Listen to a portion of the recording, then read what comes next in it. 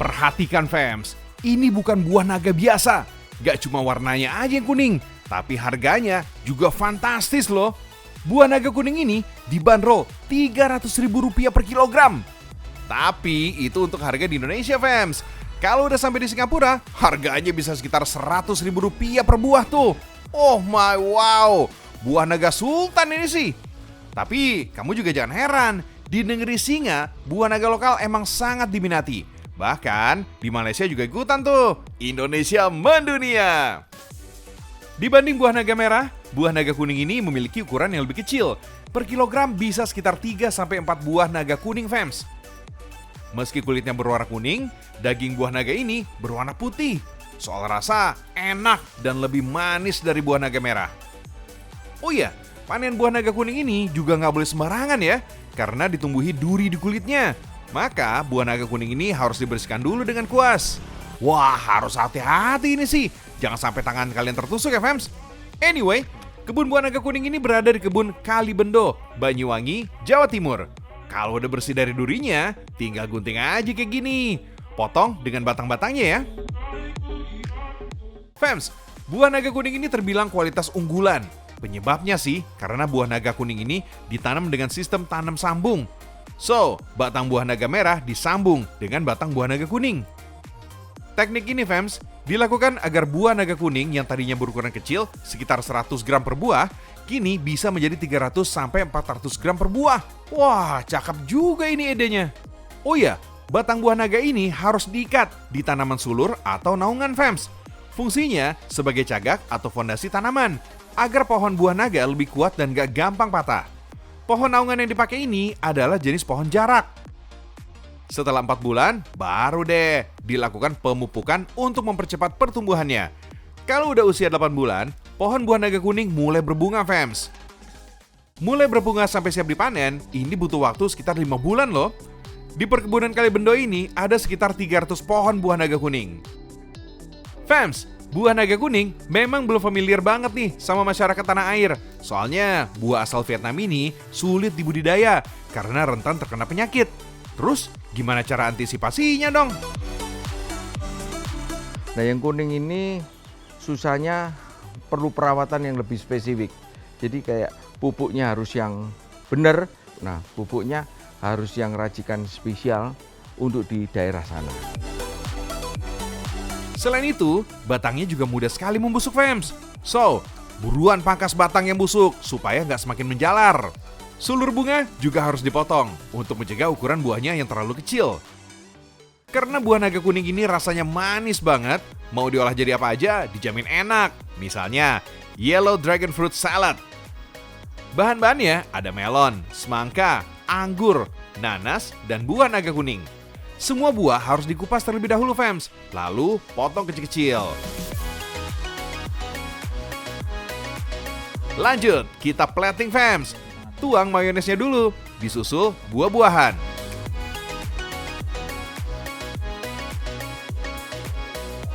Dan taburkan keju cheddar sebagai toppingnya. Jadi deh. Wah, jadi.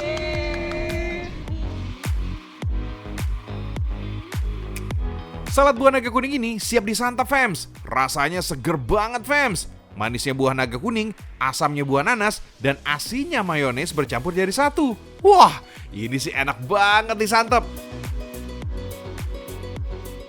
Fams, udah kenyang belum sarapannya? Nah, kalau misalnya pagi-pagi itu makan salad buahnya oke ya. Pakai buah naga, wih seger banget tuh Fams. Apalagi kalau misalnya makan roti pakai selai buah naga. Soalnya pakai coklat sari kaya, selai stroberi udah bosen, udah biasa banget Fams. Beneran deh ya. Nah, pengen tahu kan kayak gimana proses pembuatannya? Saya juga penasaran Fams. Yuk, kita langsung simak sama-sama ya. So, check this one out.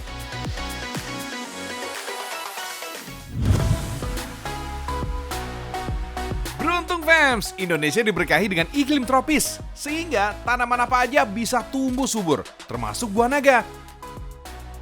Lahan seluas 60 hektar di Baros, Serang, Banten ini menjadi salah satu penghasil buah naga lokal terbaik di Indonesia.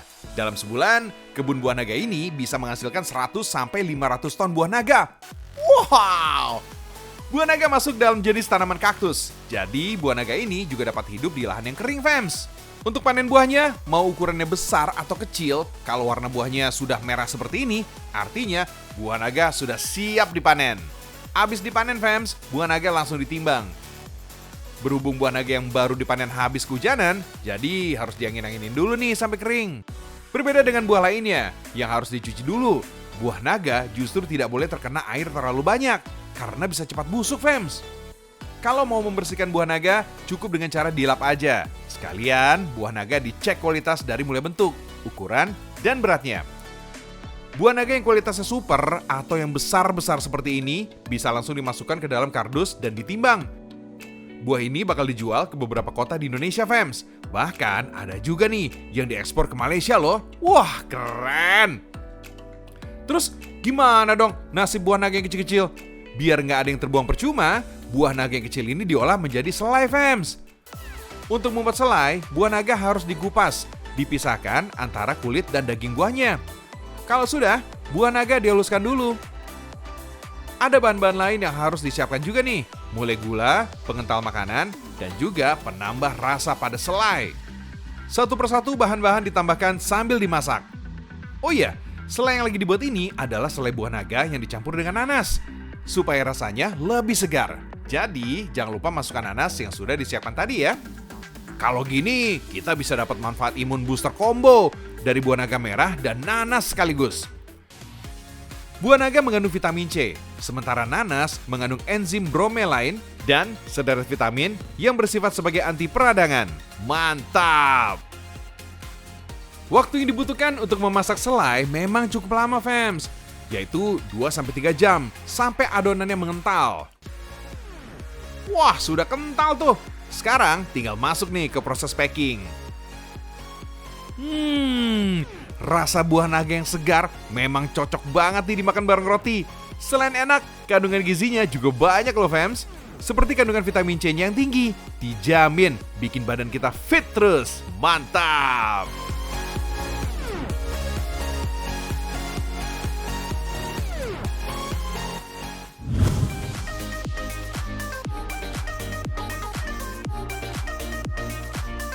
Buah naga, fams, dikenal memiliki rasa manis dan warna yang menarik mata. Salah satu manfaatnya bisa menurunkan kolesterol. Sakti banget ini, fams. Kalau bosan makan buah naga yang gitu-gitu aja, cobain deh sus buah naga ini, fams. Kulit sus yang gurih dipadukan dengan isian buah naga yang manis dan segar, dijamin bisa bikin nagih. Soal harga, cukup terjangkau kok. Fams, lemak yang digunakan untuk bikin kulit kue sus ini adalah mentega. Mentega dilarutkan dengan air. Lanjut, campur tepung terigu. Sama seperti pembuatan pada dodol, adonan kulit kue sus ini makin lama jadi semakin berat. Proses ini disebut dengan menjenang. Setelah adonan kalis, dinginkan terlebih dahulu ya. Lalu, campur telur ke dalam adonan. Aduk sampai rata deh. Tinggal masukkan ke dalam piping bag. Sertakan juga spit atau ujung cetakan kayak gini. Kemudian, bentuk seperti kol. By the way, kue sus ini adalah kudapan sejenis pastry klasik, fams. Kue ini diperkirakan sudah ada sejak tahun 1533 loh. Kalau di luar negeri, kudapan ini disebut dengan choux yang diambil dari bahasa Perancis, yaitu kol. Yap, bentuk kue ini memang mirip seperti kol sih. Kalau loyang sudah penuh, masukkan ke oven, fams. Oven yang digunakan harus panas banget. Saat suhunya tinggi, oven bisa mengubah kadar air di dalam adonan menjadi uap panas, fams. Nah, uap yang terperangkap itulah yang membuat terjadinya rongga-rongga di bagian dalam kue sus ini. Fams, isian yang paling umum digunakan untuk kue sus adalah fla. Fla yang sudah ada sejak abad ke-13 ini biasanya disebut dengan custard atau pastry cream. Fla punya rasa manis dan bertekstur lembut. Makanya, fla ini cocok nih digunakan untuk hiasan atau isian aneka jenis kue. Tapi yang bikin beda, fla ini ada penambahan buah naga sebagai campurannya. Secara tampilan, jadi tambah cantik ya. Cus lah, masukkan fla ke dalam sus. Karena rasanya yang gurih, isi kue sus ternyata beragam banget. Selain fla buah naga, kue yang identik dengan rongga ini juga bisa berisi daging sampai raw good. Selamat mencoba! Nenek moyangku seorang pelaut. Wah, ini liriknya bener nih, fams. Bukan mitos. Karena sejarahnya di masyarakat Indonesia ini zaman dulu ini suka berlayar, suka berdagang. dan juga jago bikin kapal. Wow, itu dia tuh ya. Nah, kapal zaman dulu kan ya dari mendayung, capek ya, tangan pegel ya. Terus udah gitu punya layar yang besar ya kayak Jack Sparrow. Terus juga ada mesin uap dan juga diesel ya kan. Nah, ternyata nih kapal Nusantara itu banyak macamnya, Fems. Nah, pengen tahu kan? Yuk, kita simak sama-sama ya. Ini dia.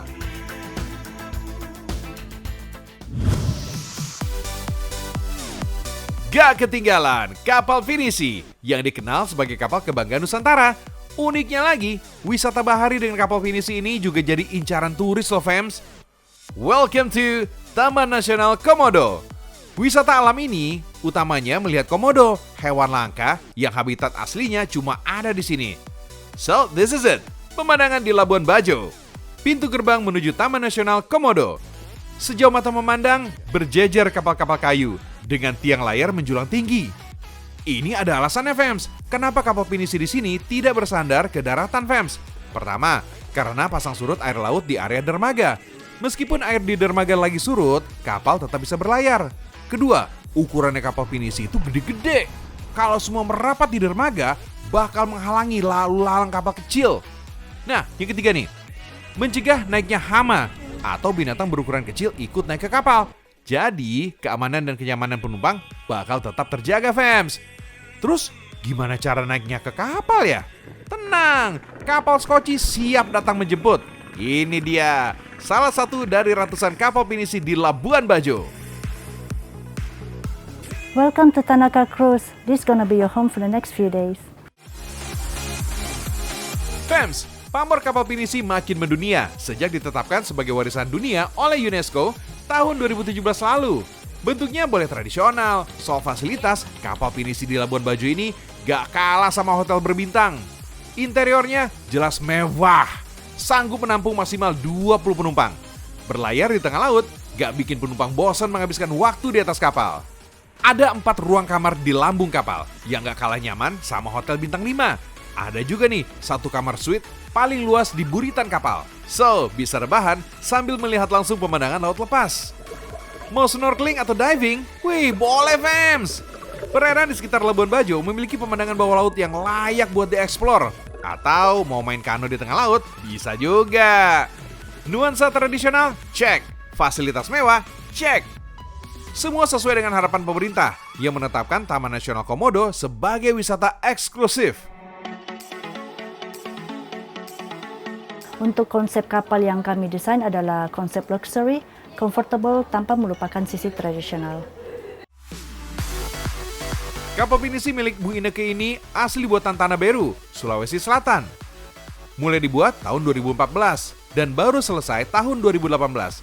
Emang sih butuh 4 tahun, Fems, untuk membuat kapal ini.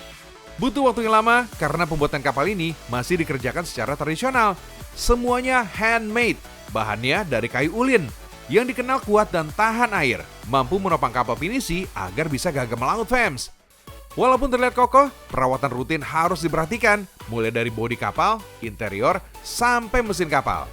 Selain layar, kapal Pinisi modern ditandai oleh 2 mesin besar yang sanggup membawa kapal mengarungi lautan sampai kecepatan 7 knot, Fems. Dengan seluruh persediaan yang ada, kapal ini mampu mengarungi lautan non-stop selama 10 hari. Untuk persediaan makanan, udah ada nih chef andalan yang siap menyajikan kuliner khas selama di kapal. Urusan perut dijamin aman, Fems. Sup kuah ikan khas Nusa Tenggara Timur jadi signature dish di sini. Makan ikan sih biasa, tapi pengalaman makan ikan dengan bumbu tradisional di tengah laut lepas, itu baru namanya extraordinary. Selain makanan, satu lagi nih gak kalah penting, Fems. Persediaan air bersih. Kapal laut berpenumpang selalu dilengkapi alat bernama Fresh Water Generator. Dengan teknologi reverse osmosis, bisa mengolah air laut langsung jadi air tawar.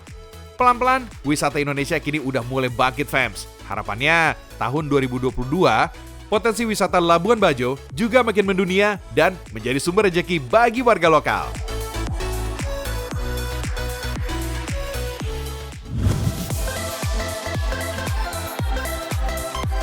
Warga Mandar di Sulawesi Barat punya perahu sandek yang membanggakan, Fems. Dulu perahu sandak ini bukan hanya dijadikan alat transportasi, penghubung wilayah sungai dan lautan aja, tapi sebagai sumber penghidupan masyarakat Mandar, fams. Mereka biasa mencari nafkah dari hasil laut dan berdagang. Dalam membuat perahu sandak, sejumlah ritual wajib digelar keluarga, fams.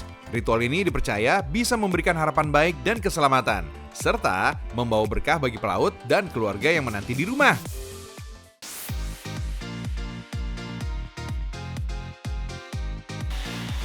Bentuknya memang ramping dan lancip, membuat sandak bisa bergerak lincah dan tangguh membelah ombak, fams.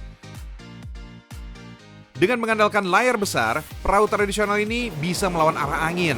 Di balik kehebatan layar besar, bentuk segitiga layar ini memiliki makna filosofi yang mendalam, fams. Nah, dia hidup di alam. Ini dimensi filosofi kehidupannya orang Mandar itu kan di segitiga kan layarnya. Dan di gambaran-gambaran di sini kan jelas sekali filosofinya. Segitiga, alam, manusia, dan Tuhan. Jadi simbol dimensi segitiganya ini yang dipakai. Gak nyangka, fams, perahu sandak menjadi simbol yang selaras antara manusia, alam, dan Tuhannya. Semoga alam juga selalu berikan kebaikan Tuhan untuk kehidupan manusia.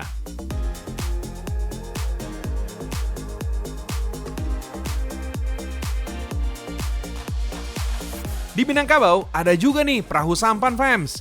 Meski bukan asli Indonesia, sampan sering digunakan sebagai alat transportasi sungai dan danau untuk menangkap ikan. Sampan adalah perahu yang dibuat dari kayu dengan ukuran 3,5 sampai 4,5 meter. Perahu ini bisa mengangkut 2 sampai 4 orang, fams. Sampan biasanya digerakkan dengan cara dikayu dengan sepotong kayu. Uniknya lagi, di ranah Minang, perahu sampan juga terlibat dalam tradisi Nusantara yang disebut selaju sampan. Itu loh perlombaan sampan yang dilakukan oleh sejumlah orang. Tradisi ini biasa digelar setiap pertengahan bulan Juni.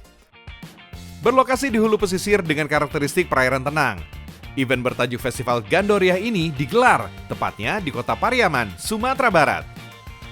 Keseruannya begitu terasa saat masyarakat turun langsung untuk menyaksikan gegap gempita perlombaan sampan, fams.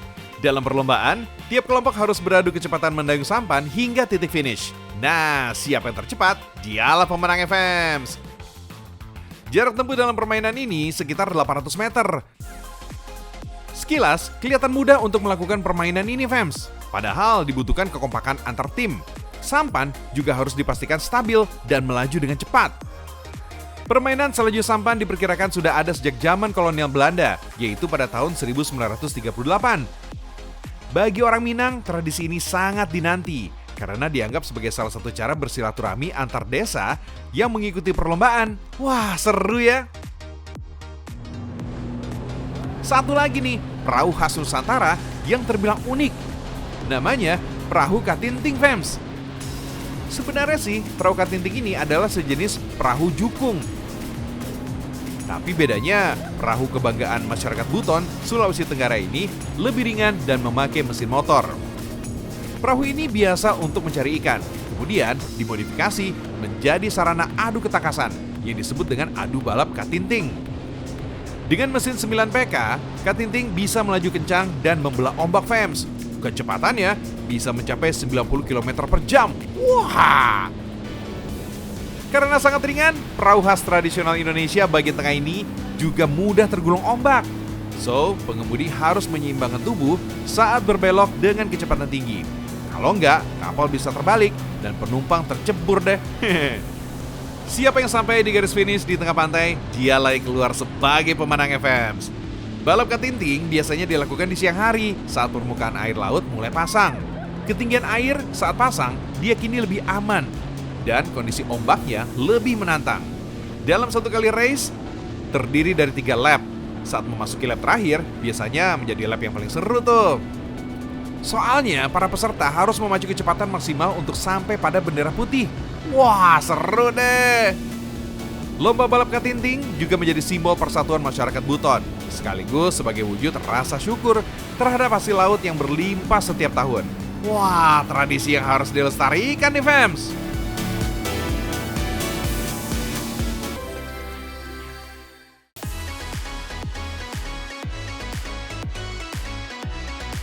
Wih, Widih, nggak disangka Fems, kapal pinisi yang tradisional, wah bisa dibuat semodern mungkin dan mewah. Nah itu dia, kita kalau punya warisan budaya itu harus kita jaga ya. Pokoknya jangan sampai dirusak untuk generasi selanjutnya. Kita harus bertanggung jawab akan itu, oke? Nah, and it's time for me to go. Terima kasih nih buat kamu Fems yang udah nonton Ragam Indonesia tentunya. Jangan lupa saksikan terus Ragam Indonesia karena Indonesia mendunia. Bye!